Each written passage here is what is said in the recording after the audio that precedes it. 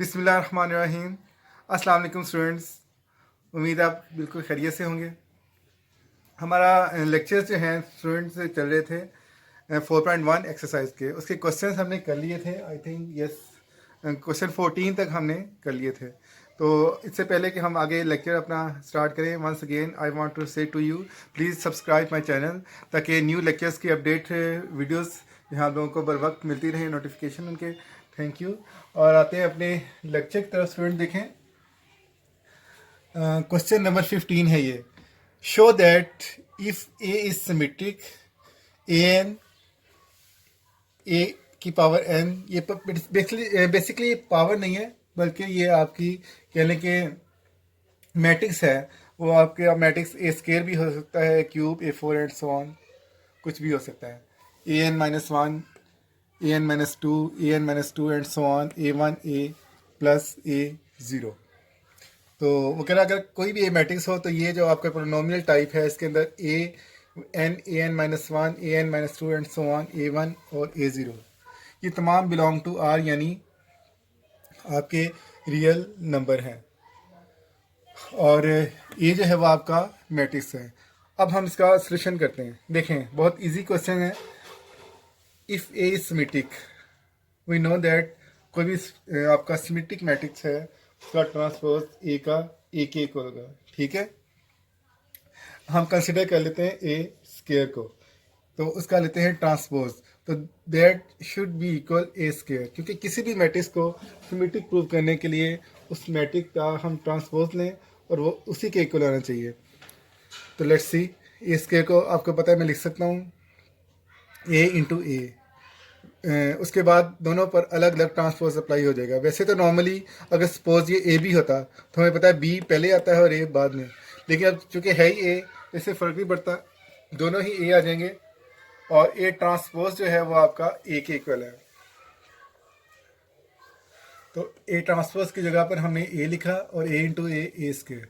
देखें, ए स्केयर का transpose A square के इक्वल आ गया। इट्स मीन ये हमारा सिमेट्रिक है। इसको आप इक्वेशन नंबर 2 कहते हैं। सिमिलरली हम ए क्यूब को डिस्कस कर लेते हैं। And a cube can be written such as a into ए।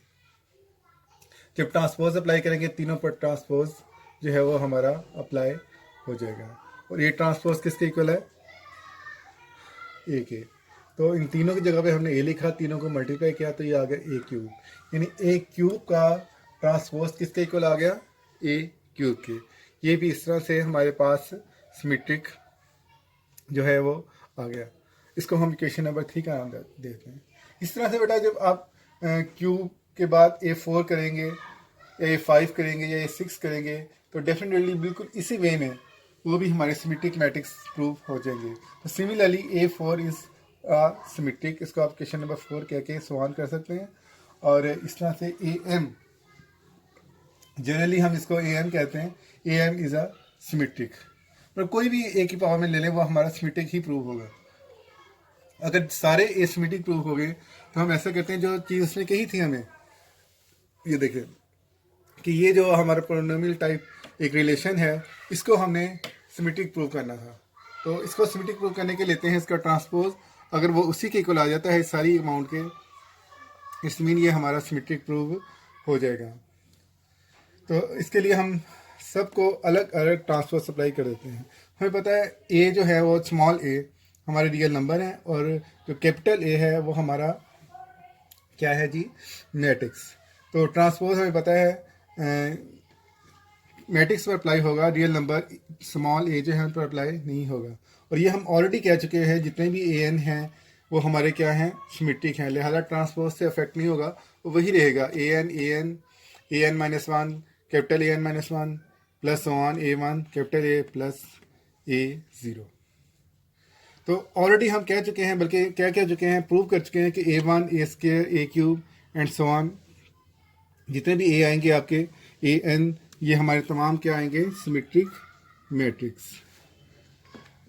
और अगर ये सिमेट्रिक आएंगे तो डेफिनेटली जो अमाउंट से हमने प्रूव करनी थी, उसने कहा था कि सिमेट्रिक प्रूव करो, वो हमारी सिमेट्रिक प्रूव हो गई है इस सिमेट्रिक।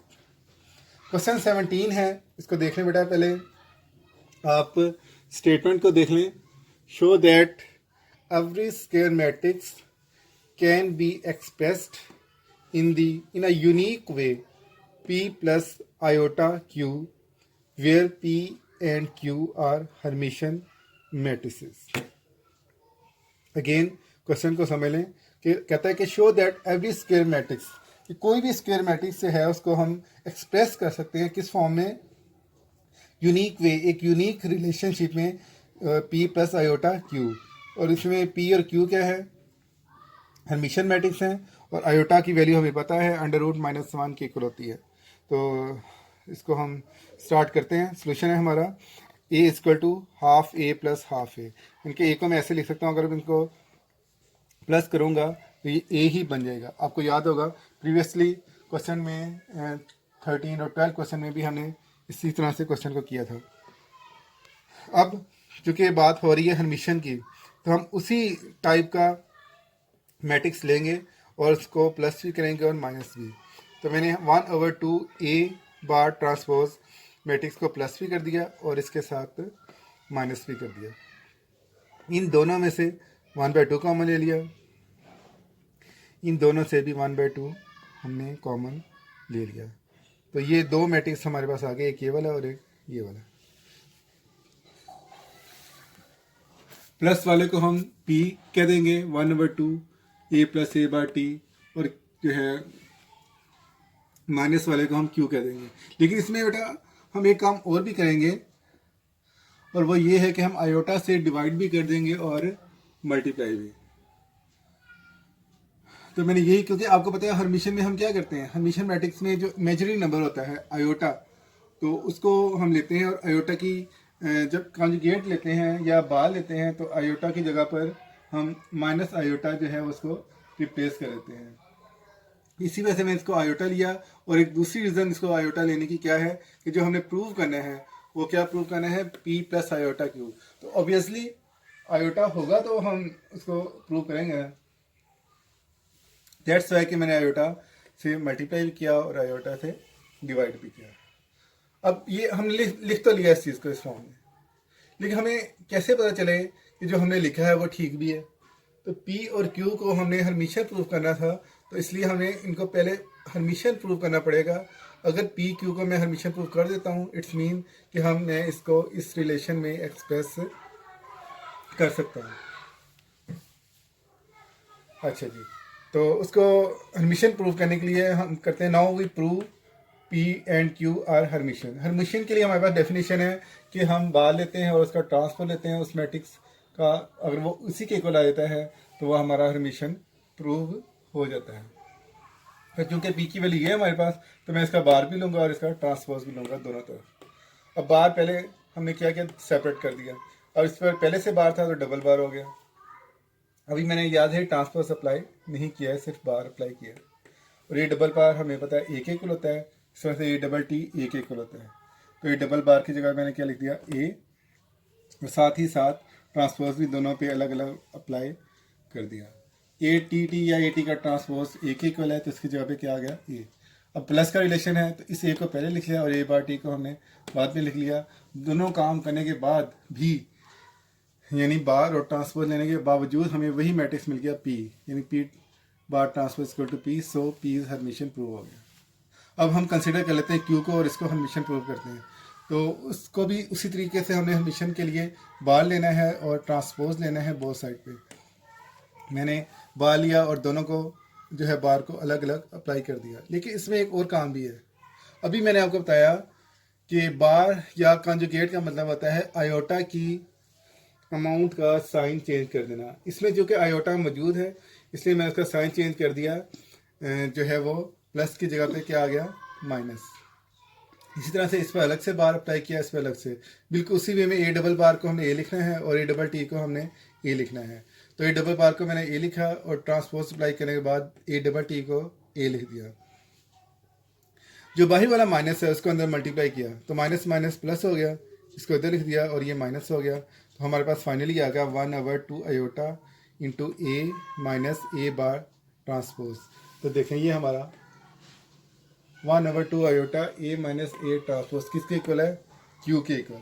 तो q बार ट्रांसपोज q के इक्वल आ गया, लिहाजा सो q is also Hermitian which is required, और ये उसने रिक्वायर किया था कि पी और क्यू को आप हर्मिशन प्रूव करें। तो चलते हैं हम नेक्स्ट क्वेश्चन की तरफ। जी स्टूडेंट, ये हमारा क्वेश्चन 22 है और इसमें हमें प्रूव करना है शो दैट ए पी का transfer will be equal A transpose की पावर पी। तो वेयर पी क्या है हमारे पास? पी बेटा कोई भी पॉजिटिव इंटीजर है, जैसे 1 2 3 4।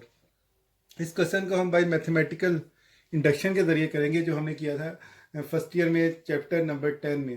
और वो कैसे किया था आपको थोड़ा सा रिमेंबर करवा दूं कि कोई भी स्टेटमेंट होती थी हमारे पास, को एन को पहले हम 1 के लिए ट्रू करते थे और देन के लिए सपोज करते थे कि वो स्टेटमेंट ट्रू है, और एट द एंड k+1 के लिए उसको हम प्रूव कर देते थे।